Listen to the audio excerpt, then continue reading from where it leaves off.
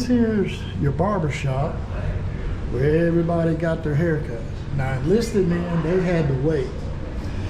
But if you had some rank on you, you could pay the barbers some money and you could get the cut line.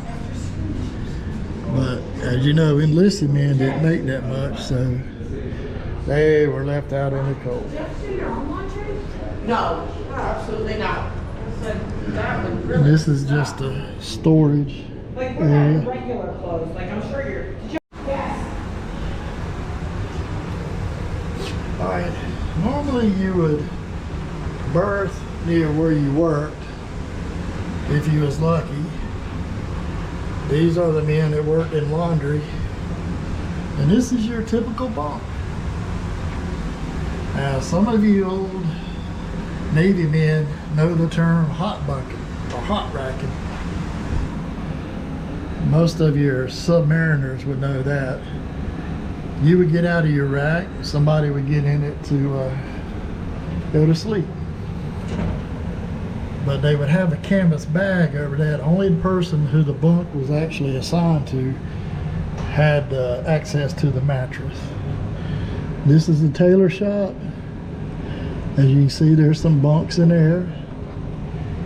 They would repair the shoe, actually the uniforms and stuff like that. The blue jeans, yes, they wore blue jeans during the day. But the difference of the blue jeans is their pockets were sewn on the outside, where the blue jeans that we wear today, the pockets are on the inside. This is a cobbler shop where you got your shoes repaired. Now there was two types of shoes in the Navy. You had your black shoes for the enlisted men, and brown shoes for the officers and things like that. Alright, here we are. This is laundry. As you can see, they're in their skivvies. It was hot in here, folks. Your laundry would go in there. It's kind of like a front load washer, but these are on the side. I believe these are dryers. Those are your wringers. You wash them in there, pull them out, put them in there to spin the water out, then they would go in here to dry. Now, stories told that some of the laundrymen would take baths in these because the water was hot. Like I said, the steam from the boilers was used repeatedly.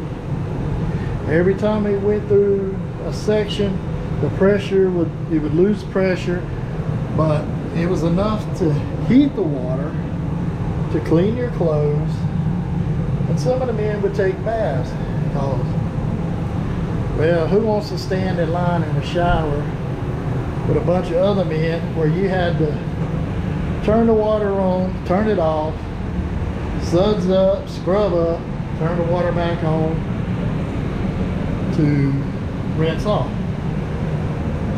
This is where the laundry would come in that had to be done. There's your water fountain, or also known as the scuttlebutt.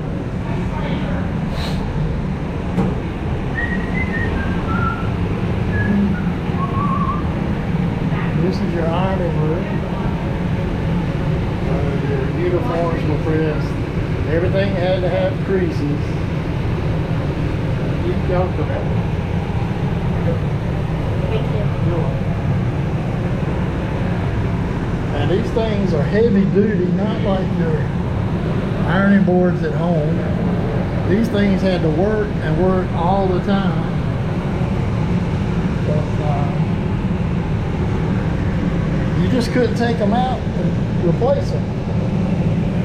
But if, as you notice, the side of the ship's curving back.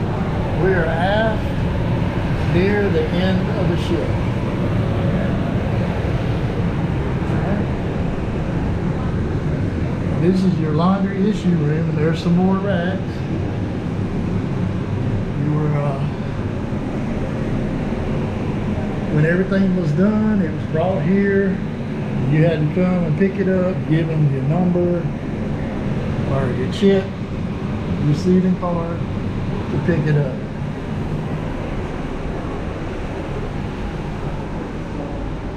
And this is the print shop. And the USS North Carolina did print out papers. I'm not sure if it was once a month or once a week, but they did print their own newspaper. That's your photo lab. As you can see, there's a rack in there. Can you imagine being in there with all the fumes and chemicals, sleeping? It's an old press, paper cutter, you name it, typesetting, hole punchers. This was basically a floating city. You had to do what you had to do because you just couldn't send out and mail to get something the next day. This is what they called a lucky bag. Anything lying around, left around, would be brought here and stored until somebody claimed it.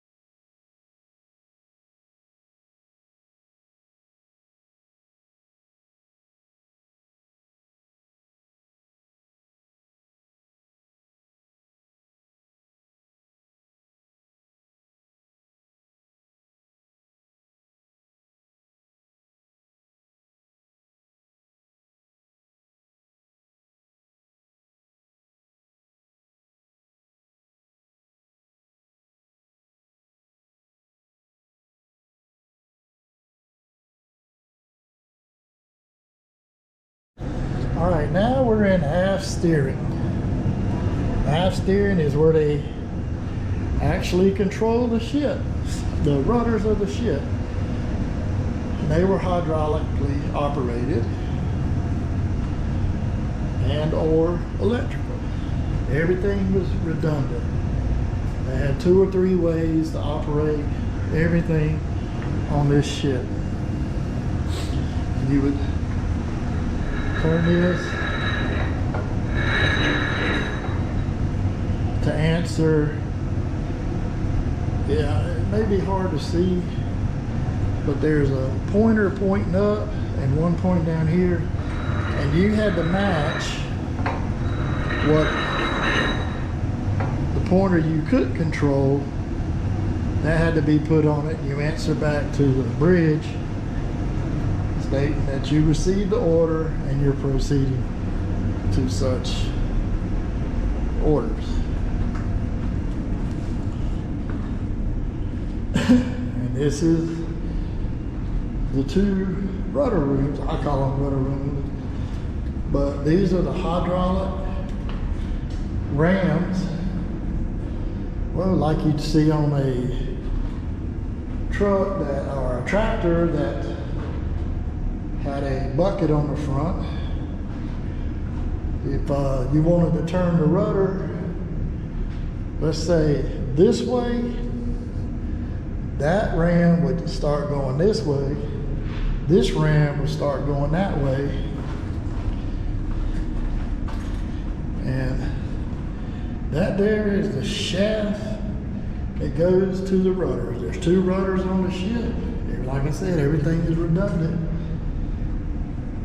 And both rudders would answer the call at the same time. Now these blocks of wood, if something happened to the rudder and it couldn't be manipulated, it was just back there flopping around, they would use these blocks and, as you can see, there's one attached right here. This rudder ain't gonna move as long as that block's there.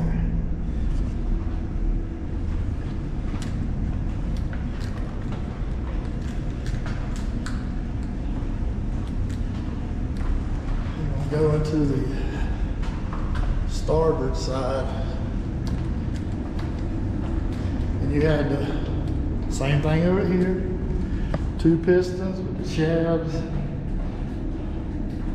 that run back to the rudder, which is down there, and there you see the boards holding the shaft, or the rudders at a straight angle. It made it easier to tow when they was towing it into port in Wilmington. Now they recently towed the USS Texas to Galveston to dry dock it and put a new, well, basically they put a new hull on it. And it was a very difficult job because the rudder is stuck at 14 degrees starboard or to the right, and they were not allowed to change it, so that's what they were stuck with.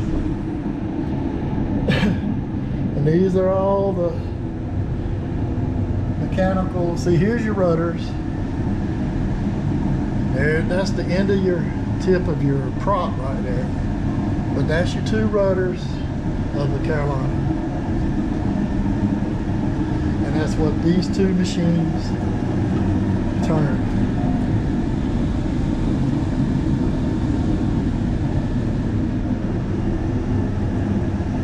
And that's the soundproof room. And you can see the rudder. The numbers on the rudder are for how deep the water is. As you unload the ship, you move all the ammunition off.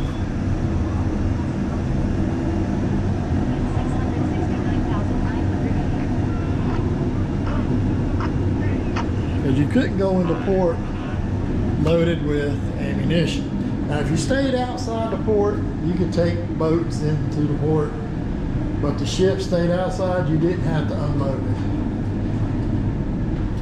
But normally, if you're going to be there several months, like doing repairs or a refit, you unloaded all the ammunition. That way, if sabotage didn't happen, blow the ship up.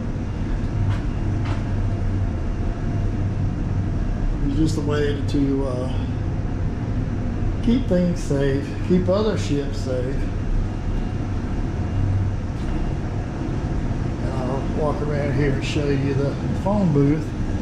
Like I said, this is a soundproof room for the phone operator. There's this phone. He could squawk box or radio, and he would answer the calls or the radio. Alright, this is all of this. Oh, here's another picture. Looks like they removed this rudder, maybe for repair or something, and put it back. Obviously, phone booth on that side, just like this. Everything's redundant, remember? Alright, we shall return. Alright, here we are back in the gallery again. Here you see a mailbox,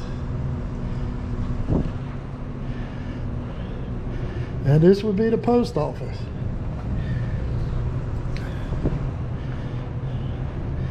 Everything just like in a regular mail room.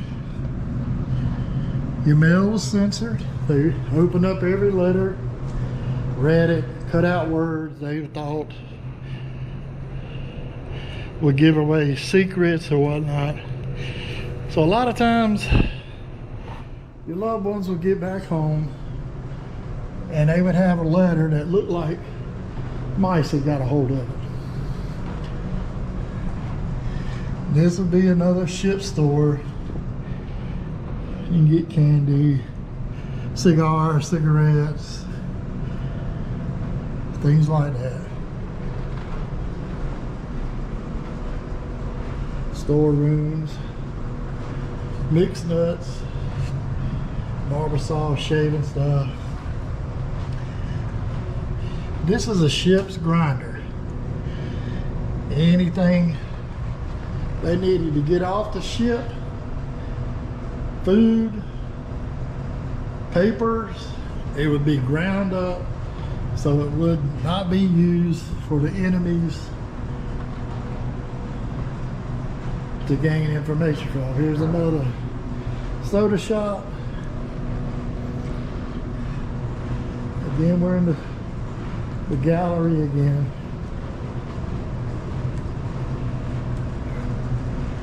Getting a little warm in here today.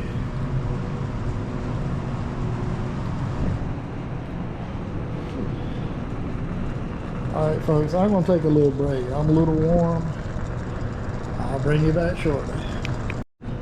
Alright, these are some standard lockers that the crew had to put their stuff in. Whatever you needed went in that locker. That's the only place you had to store your stuff.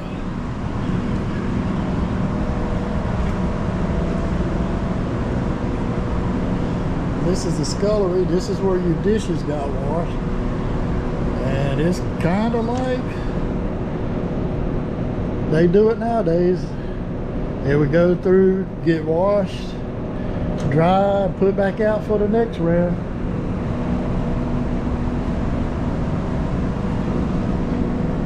Where you store pots and pans and things, also the scullery. You would, of course this one's been filled in, but it have a trash can under there. You dump your plate off, slide it down. There'd be a man in here who would stack them in those crates, and send them through the washer.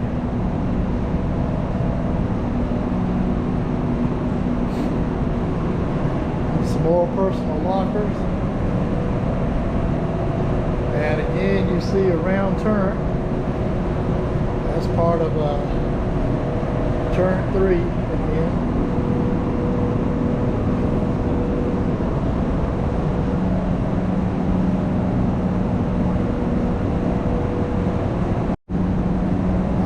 That electrical box with all those big cables coming in, that is the power station for outside power. The ship doesn't make its own power anymore, and they had to add that to make the blowers. As you can see, I got air blowing on all the lights and anything else they need to operate. That's how they did it.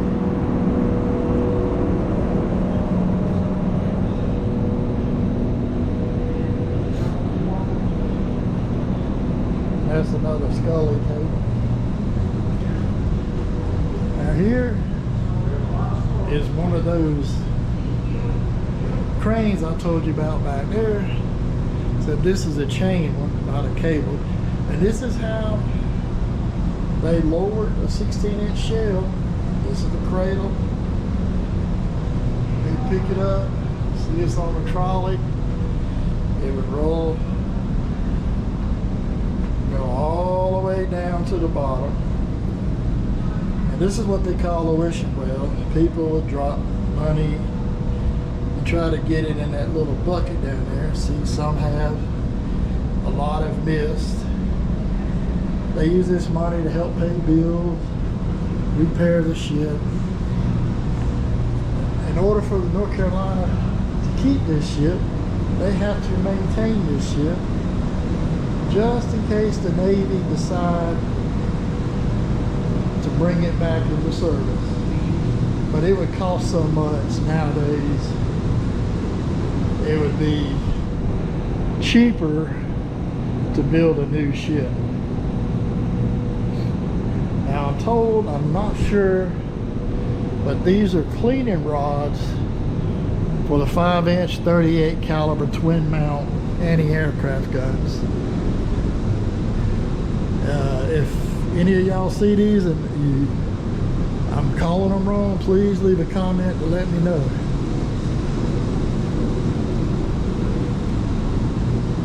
We've been through that section. There's the Thanksgiving Day meal.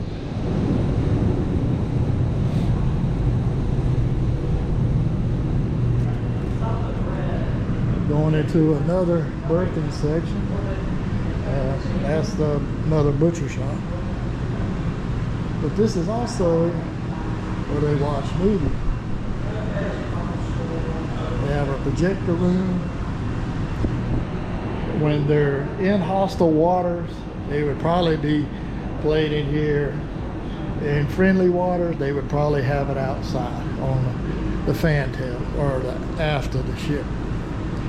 More lockers.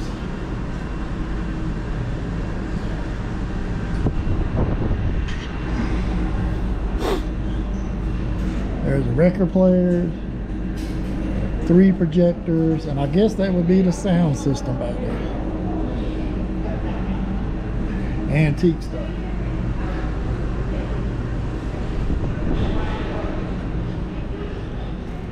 Now this is a main berthing section. As you see, all the bunks are folded up, but when you would let them down, which you'd have to do up there, they'd only be, as you can see, about 12 inches apart. And if you was a big man, you was on the bottom bunk, you had to wake everybody up to get out of their bunks and raise them up so you could get out. And you didn't want to piss anybody off. More lockers.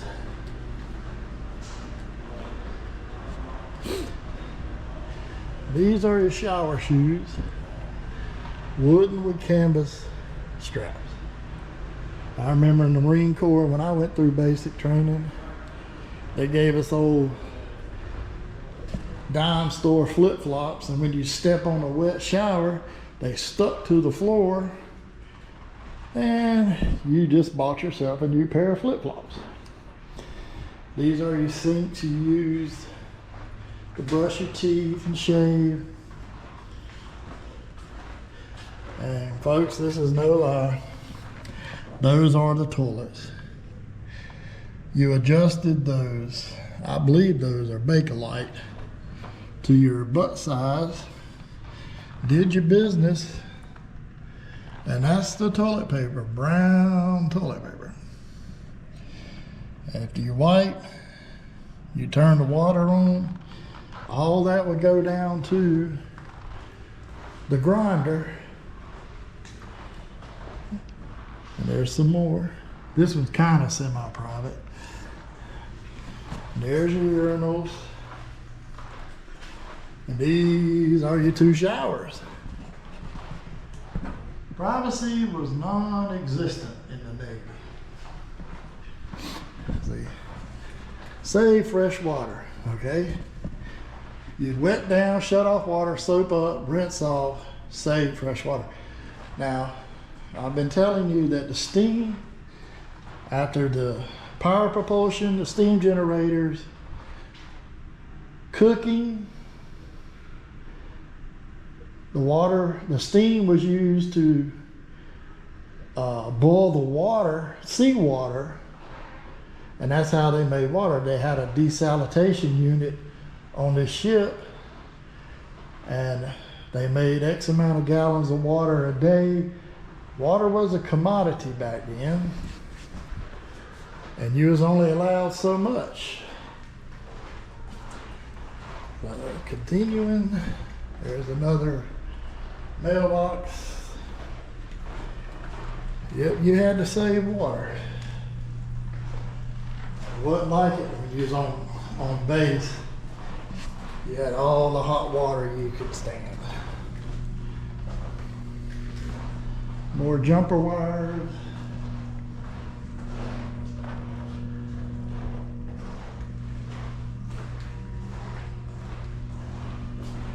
Two restrooms in main deck. Let's see what's down here. I finally got one that's in the same room. There's your jumper wires. Here's your jumper box. And these little pegs was used to tighten the ends. I'll see if I can find the end. Yeah, here's your ends. They're hard. You put them in that box. You could jump from this box to that box to transfer power from one section of the ship to another in case of damage. I know I'm repeating myself on that, but that was a good explanation of how to use jumper cables.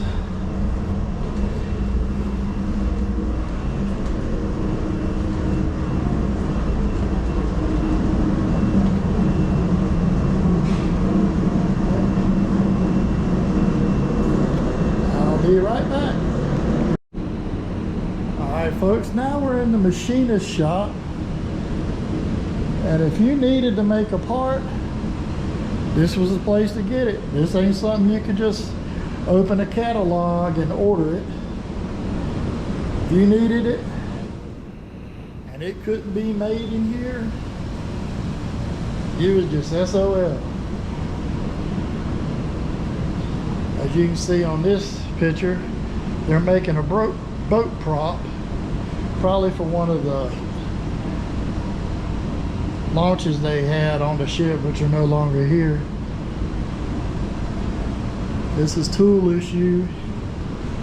You needed a tool, you put in a requisition form, come over here and get it. They give it to you. You'd use it and you'd have to return it. But this stuff had to work, and work all the time, because you couldn't get this out of the ship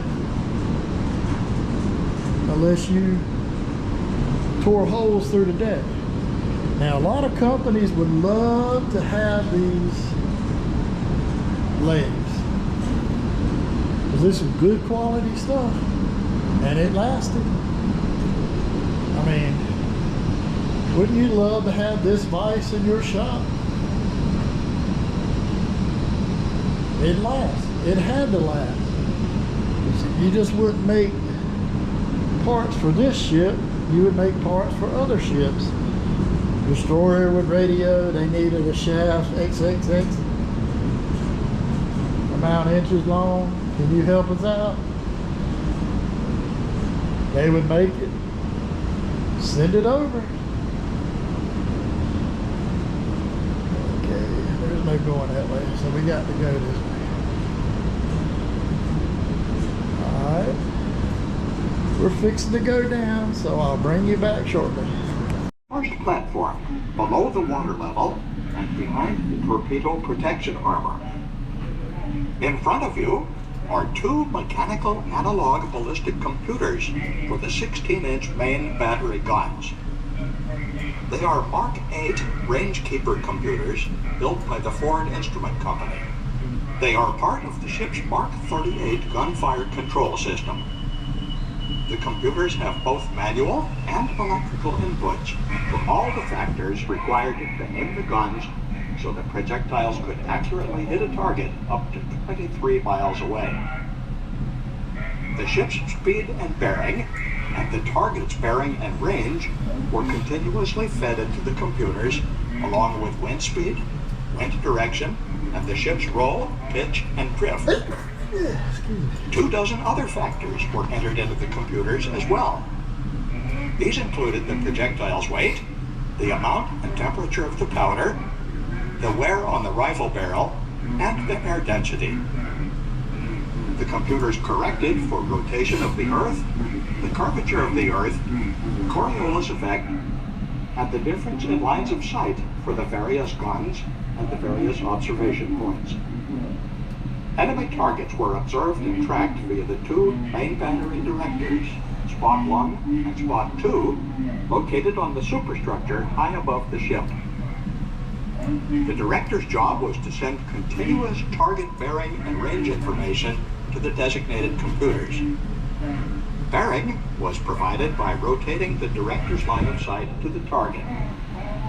Range was provided by stereoscopic rangefinder telescopes and later by radar, which ultimately became more accurate.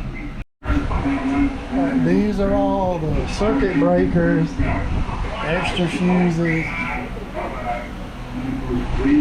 plotting. This is how far, I don't know if you can see it. The smaller circle is the 5-inch 38 caliber.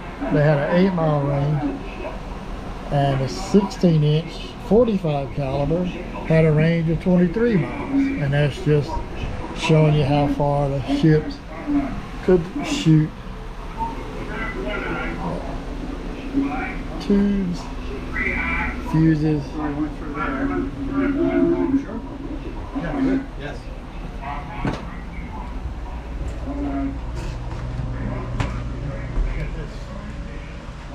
This is what they call Central Station. This is the master gyro compass. This thing would spin up, and it would take some time for it to get going. I believe 30 minutes for it to get up to speed, and it would keep that compass on a dead heading for you to do your job. Know where you're heading, which way you're shooting. Now you notice this floor in there? That's so you can pull the floors up. There's wires and pipes and all running under there. That gives you easy access to those structures to replace, as you see out here. Everything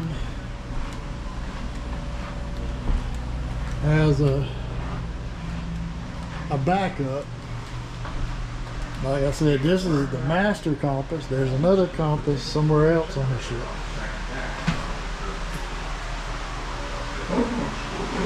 sinking in case the crew had to abandon ship.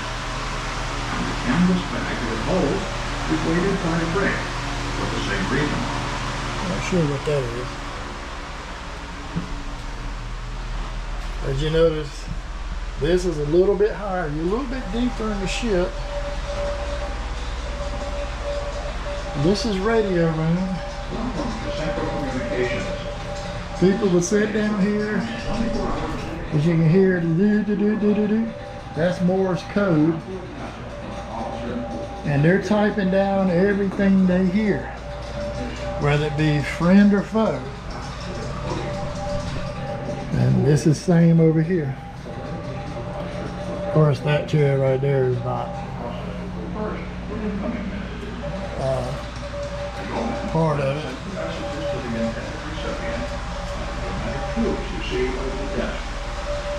Top secret messages are delivered by him on an officer, usually to the captain. As you can see, these are tubes for sending Radio Central was manned by messages throughout the ship, like they do at the bank. Messages were sent and received by Morse code at a rate of 35 to 40. And that's probably, I think that's the, what they call the Enigma machine. You type one letter in, and it would type another letter out depending on the code of the day. Outgoing encrypted messages were interspersed with all classified communications, making covert computing more difficult to manage.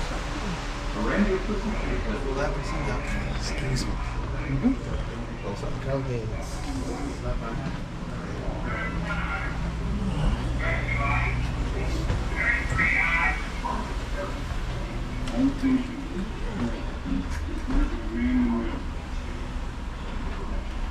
This should be plotting room. Again, more fuses. Now, all this was in here when the ship was active. This is to keep people from tearing the stuff up.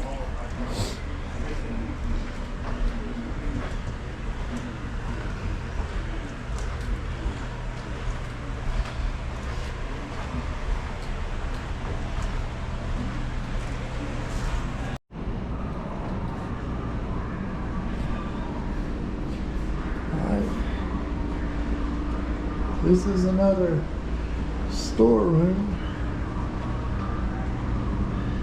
for tools and things like that. But if you look right here, this is the apparatus they use to counterflood the ship. I believe sometime 42 or 43, the North Carolina was torpedoed by a Japanese ship, accidentally torpedoed. They was aiming at an aircraft carrier, I believe it was the Wasp, and missed.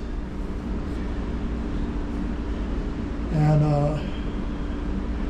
if it misses, the torpedo keeps running till it runs out of petrol or alcohol, whatever they were using, compressed air, or till it hits something.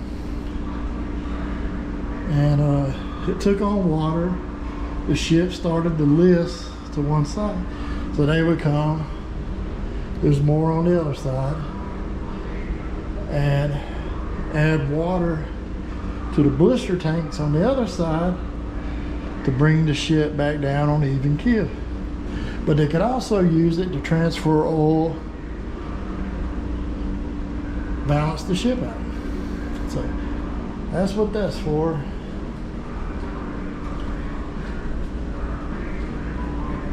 And I think here's some more, kind of hard to see.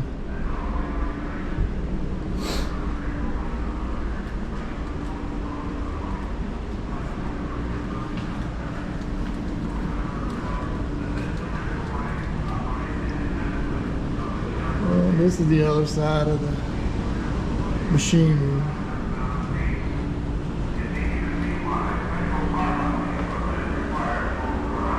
More berthing.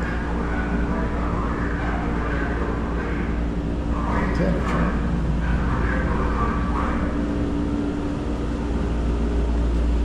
the red light was used at night.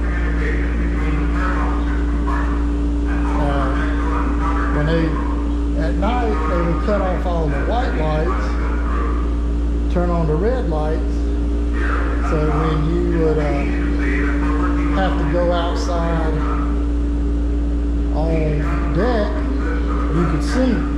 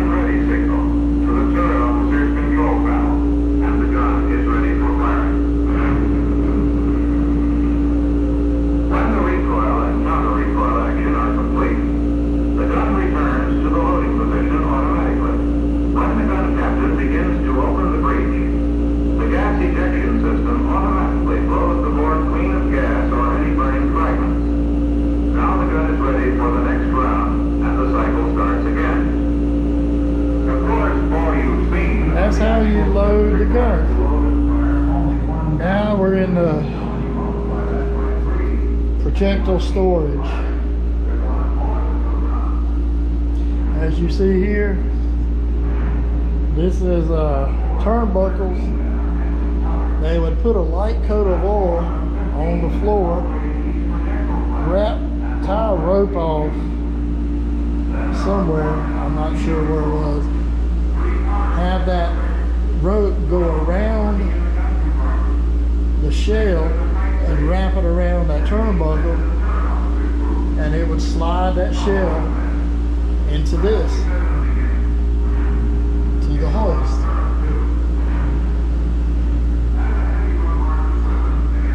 Which would take it up to the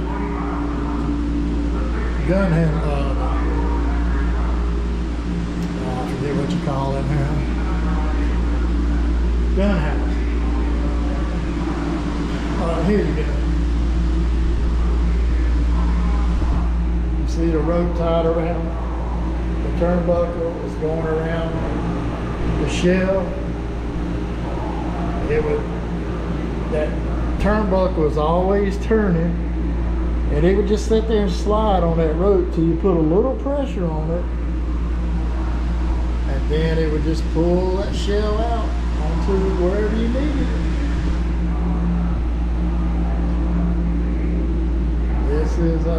This is an armor piercing.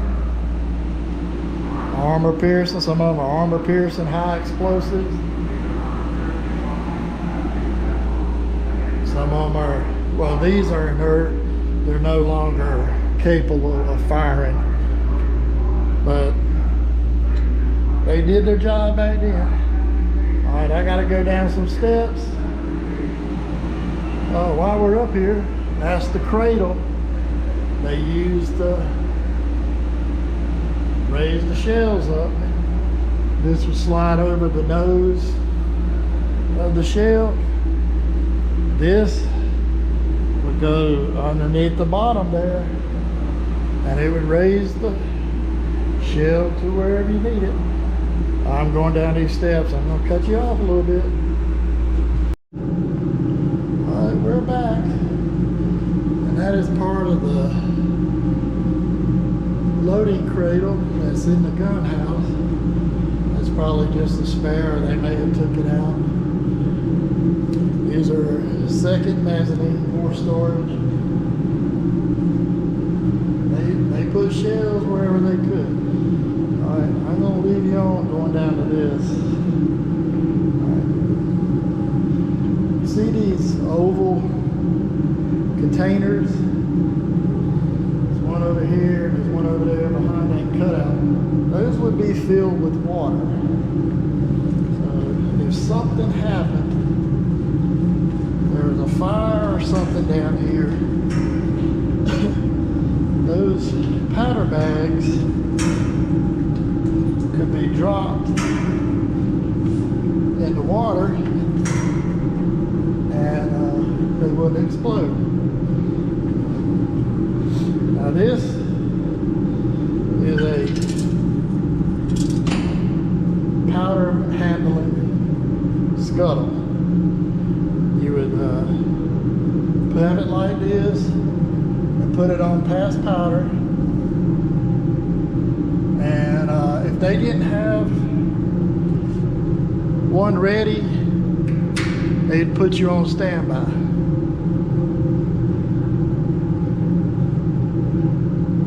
And if they had it in there, they would be secure. You'd have someone standing here operating this. They would, and your powder bag would be right there. This tray would be up. They'd pull the powder bag off and put it into one of these two trays.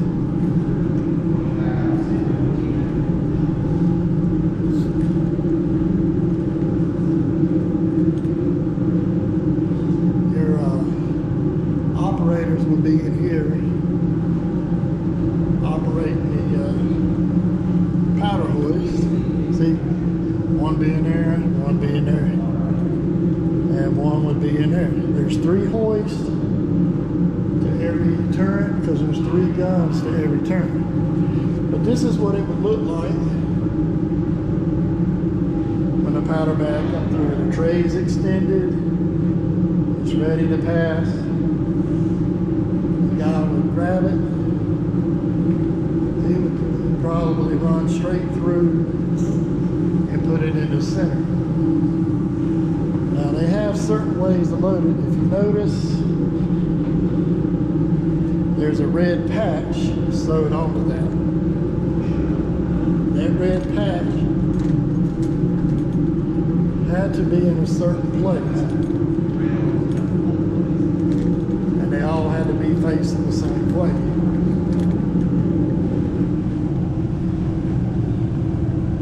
And if you notice,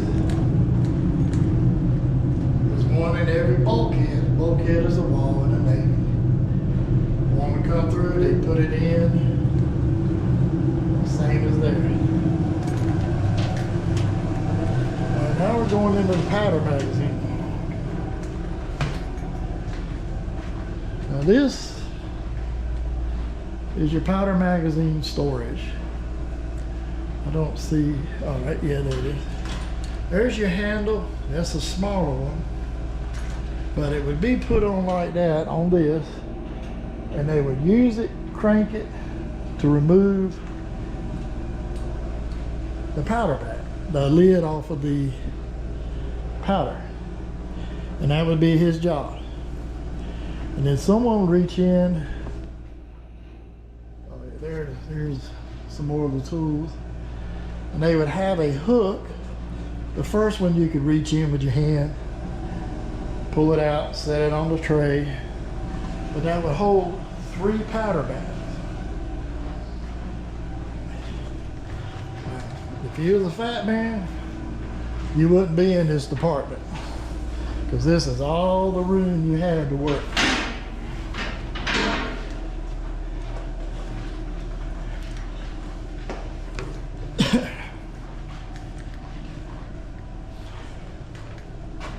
Now here's the red dot.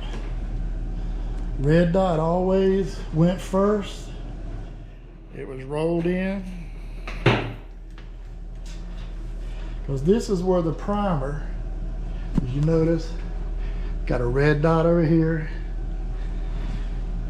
All these would line up. The red dots would all be in line. So when the first one went off, it would ignite this powder bag. Then it'd ignite the red dot on the next one, so on, so on, so on. And that would make it go boom and send a projectile out the barrel.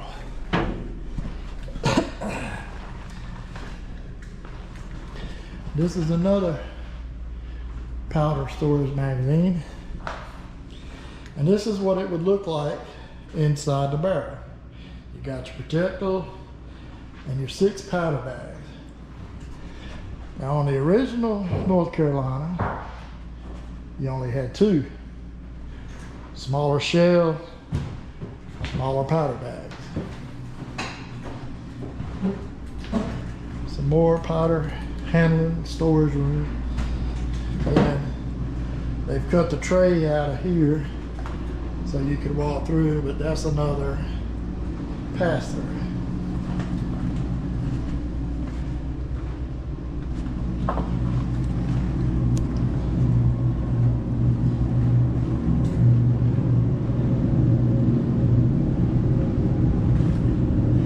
This is another shell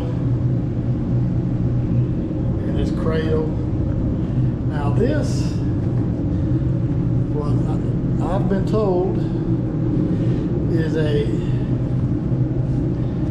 if a shell was fired and it got stuck in the barrel, that was used to unstick the shell. They would, I believe it's pointed on the end, so it would fit over this.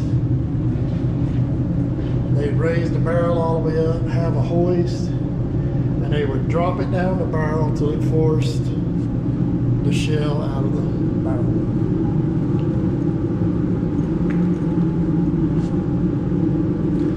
Okay, this is a center hoist. I know it's kind of hard to see, but this tray is waiting to be put in. This tray has already been put in, pushed into the hoist, and it'll go up, and then those would be pushed in, and then it'd be on its way.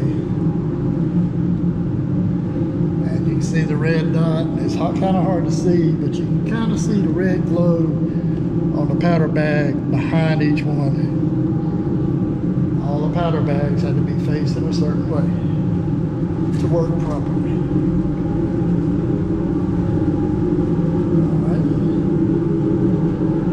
Up some more steps, I'll bring you back. Well folks, I hope you enjoyed this tour. I wasn't able to get you into the 38 caliber 5-inch gun house. They had them closed off, but this is going to take a lot of splicing, editing to bring it to you. I may have to break it up into several videos. This is B-Town Jetter saying, have a blessed day. If you like this video, hit the like button, smash that subscribe button, help me grow my channel. I seem to be stuck at 322 people. Well, this is B-Town Jetter saying, have a blessed day.